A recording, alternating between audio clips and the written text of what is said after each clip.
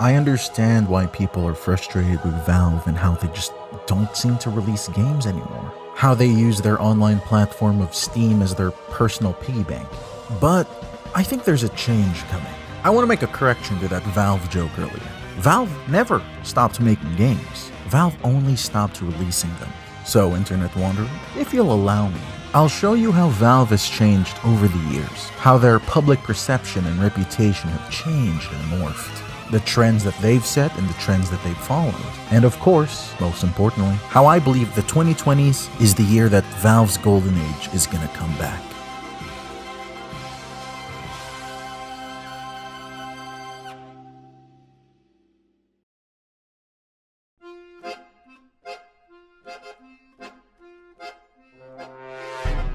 Let's get some preamble for this section out of the way first before I go into the timeline.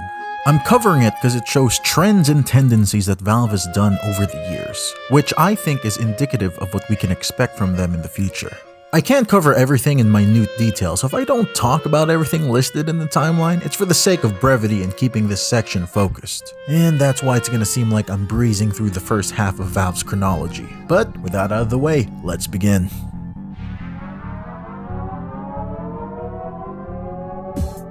The company was founded in '96 by a couple of former Microsoft employees, notably Gabe Newell, one of the biggest, literally, figures in gaming. After many overhauls and revisions, their first game, Half-Life 1, was released in '98 to universal acclaim, being the first major first-person shooter at the time to emphasize storytelling and immersion without compromising the action.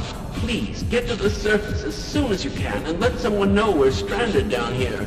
Revolutionizes shooters overnight, a certified classic and wins tons of rewards. It was made in the Gold Source engine, which is a heavily modified version of id Software's Quake engine. The game was highly moddable, meaning players could freely change any aspect about the game. Valve encouraged this and a ton of user-made content was created. Some of this modded content was so good, Valve went and hired some of the people behind these high-quality mods. The biggest ones being Team Fortress and Counter-Strike, among others, eventually getting their own standalone releases. Fun fact, Gearbox Studios, the company behind Borderlands, got their start with Valve as they were the ones who made the Half-Life 1 expansions. Overall, an extremely successful showing by a company that kinda came out of nowhere. As seen on the timeline, they released 3 industry-defining games 3 years in a row. These games, in my opinion, is what ended the boomer shooters, and the start of modern-day FPS games as we know them today. This level of success is unprecedented for a company as young as Valve. And with that, they end the 90s as a company that really means business, with many gamers excited about what they're gonna deliver next.